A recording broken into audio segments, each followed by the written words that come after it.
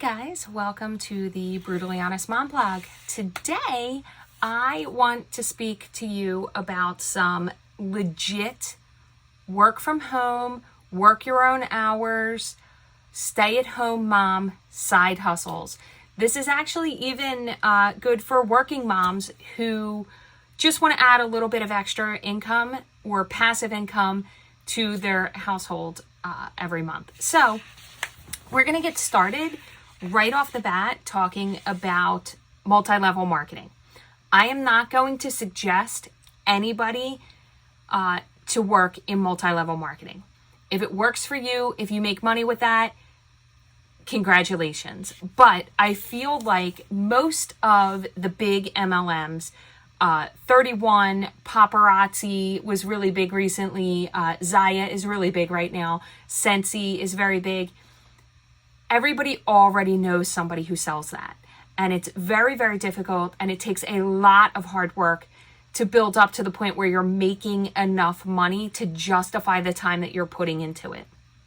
If you have that kind of time, it can be very lucrative. I do know people who make their living and do very well by selling these multi-level marketing kind of things, and that's great. But for the purposes of this video, we're going to talk about things that you can do to make money either in your spare time, maybe when dad is home, or on the weekends, maybe when the kids are at camp, whatever, by doing what you're already doing. So the first thing that we're going to talk about is for the crafter moms, the moms who are creative. There is a site called Etsy. Now, it's very popular. You've probably already heard of it, but I just want to explain a little bit to you how it works. It's not very hard to set up an Etsy store. So if you are already doing something that's crafty, if you're already knitting, if you're already making stickers for your friends, or painting, making yard signs, making jewelry, they're all very big markets right now on Etsy. And this is spelled E like Edward, T like Tom, S like Sam, Y like yellow.com.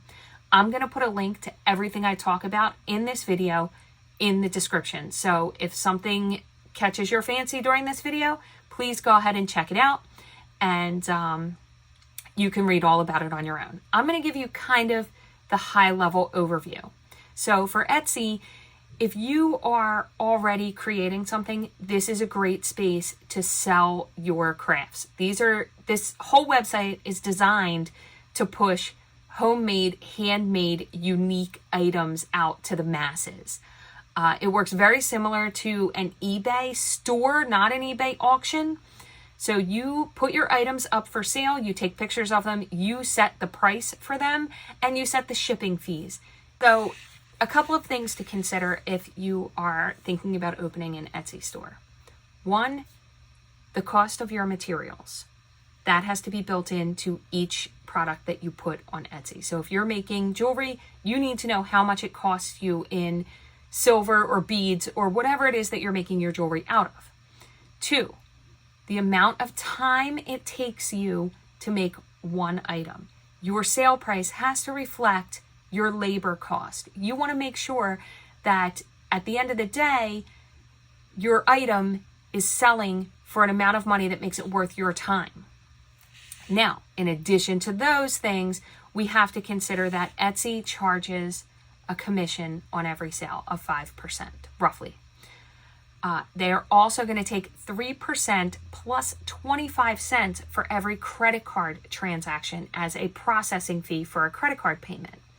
Now, in addition to that, Etsy does their own advertising. So if they place an ad somewhere on a website, Google, whatever, and somebody clicks on it and it takes them through to your store and they purchase your item based on an ad that Etsy paid for, they're going to charge you a 15% commission on that sale only.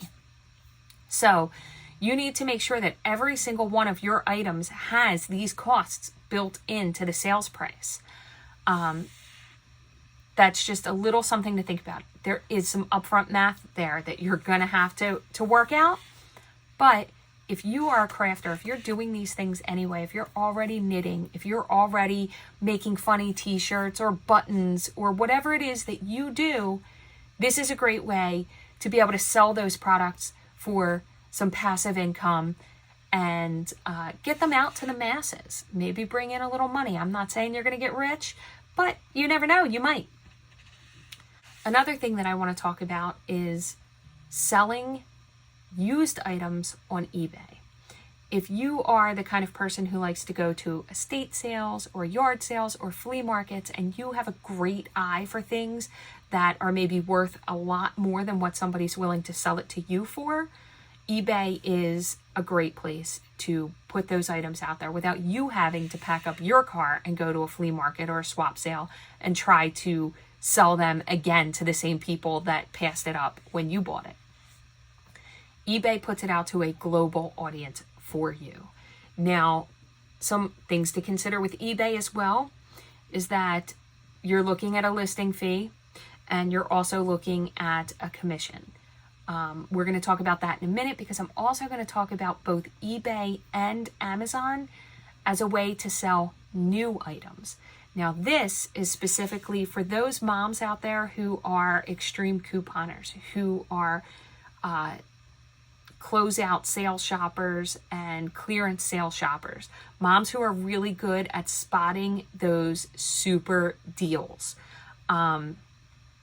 There is a whole market out there of people who sell on eBay or Amazon selling new items that they purchased at a clearance or a very discounted price. Now, it's very easy for you to figure out when you see a clearance item whether or not it's going to be worth it for you to sell. Amazon allows you to scan that item's barcode and see what it's selling for on Amazon right now. If you can purchase an item for much less than it is currently selling for on Amazon, buy that item. Now, you're going to list that item for sale for just a little bit less than what the lowest current price is on Amazon or eBay, and try to resell that item for a profit. Again, here are the caveats. You need to make sure that you can absorb the fees that you're going to encounter for selling.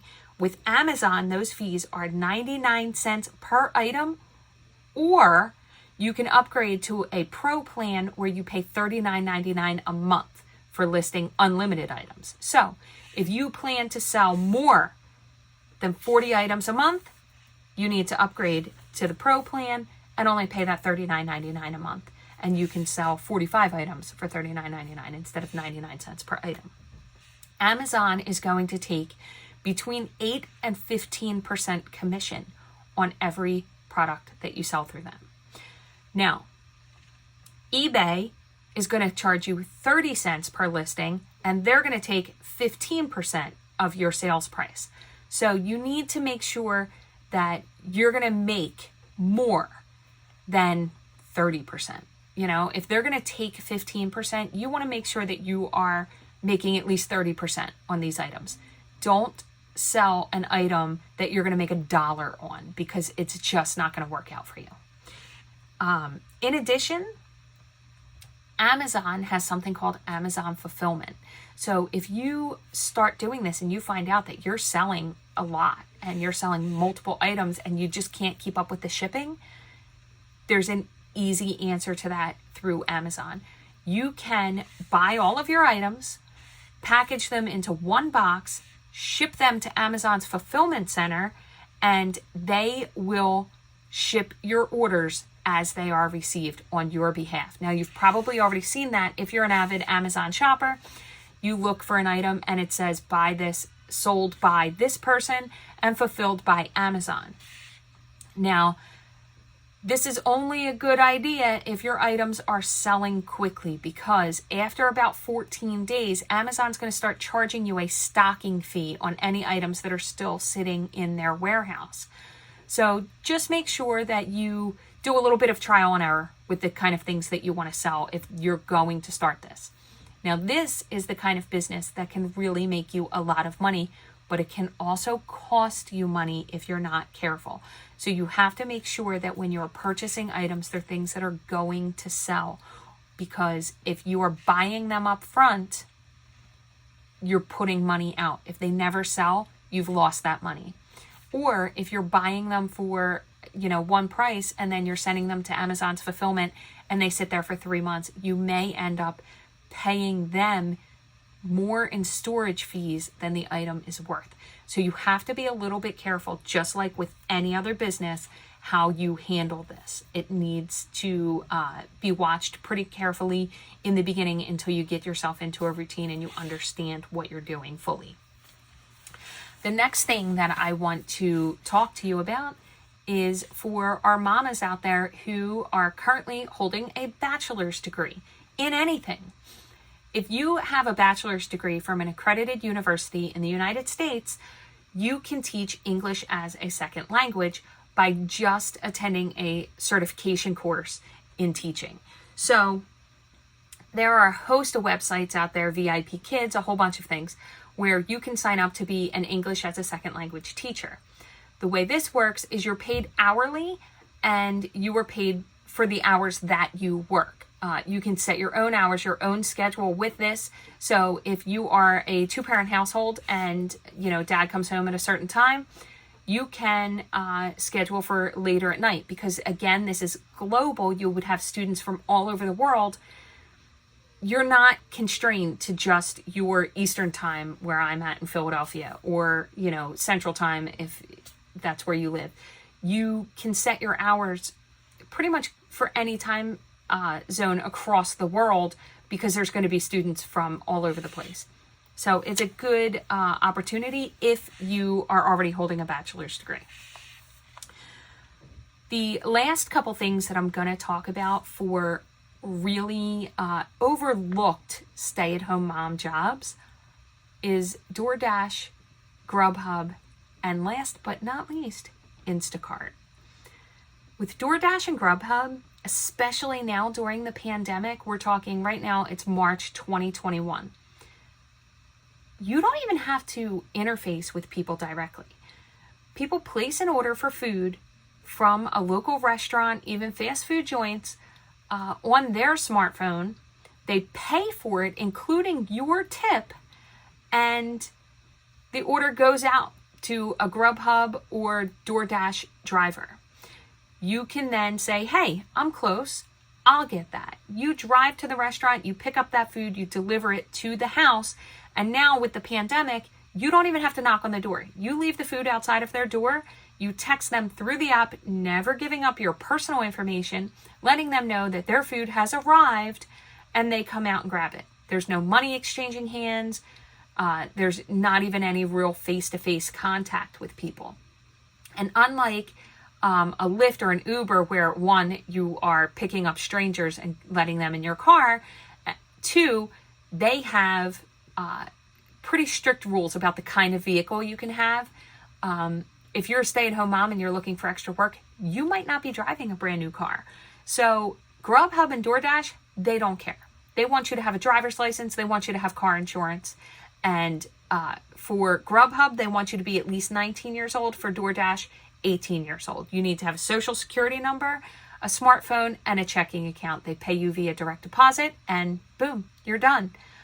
You make as much or as little as you want based on the number of orders that you decide to pick up. You can choose which orders you want to pick up. So if it's a little rinky-dink order and it's way out of your way, don't take it. It's not worth your time. Now, Instacart works very similarly, only it's grocery shopping. So you have a busy mom. I use Instacart all the time. I'm very busy. I don't always have time to get out to the grocery store myself. I create my shopping list. I pay for my groceries and I pay for my driver's tip within the Instacart app. That goes out to drivers. A driver can decide, yes, I want to take that order. They go to the grocery store I've picked. They pick out the items that I picked out, unless they're in stock. If they're not in stock, Instacart automatically refunds me my money. They bag up my groceries and they bring them to my house. Same thing as a DoorDash or a Grubhub. They basically drop them off. and they text me through the app letting me know that my groceries have arrived. And there you go. They got paid for grocery shopping on my behalf. Now, Instacart takes a lot more time because you do have to go through the grocery store and do the actual shopping, whereas DoorDash and Grubhub, you're basically just driving to the restaurant, picking up the food and delivering it. But these are all really great opportunities for stay-at-home moms to make their own hours and just contribute a little bit of extra money when they need it to the household. Grubhub, DoorDash, Instacart, you're setting your own hours. Literally, you log into the app, you log out of the app. You pick which orders you want to take and which orders you don't. Same thing with the online teaching. You set your hours. Amazon, eBay, Etsy, they're a little bit more involved, but if you're already doing those things, if you're already making items, Etsy's a great way for you to sell them. If you're already bargain shopping, if you're already going out to antiquing and looking for items that you can resell, eBay, Amazon are great alternative means for income. And you never know, you might develop a real skill set for this and become the breadwinner. But these are just my takes on some legitimate work from home, make your own hour type jobs that stay-at-home moms can do to add a little bit of income to the monthly household budget. If you have any suggestions for me to add to the list, please do not hesitate to leave a comment. I will look into it and maybe I'll make another video talking about your suggestions. Hi guys, I just wanted to take a second to thank you for watching my YouTube channel. If you've enjoyed my content, please do me a favor and hit the subscribe button. It won't cost you anything, but your support means everything to me. Thank you.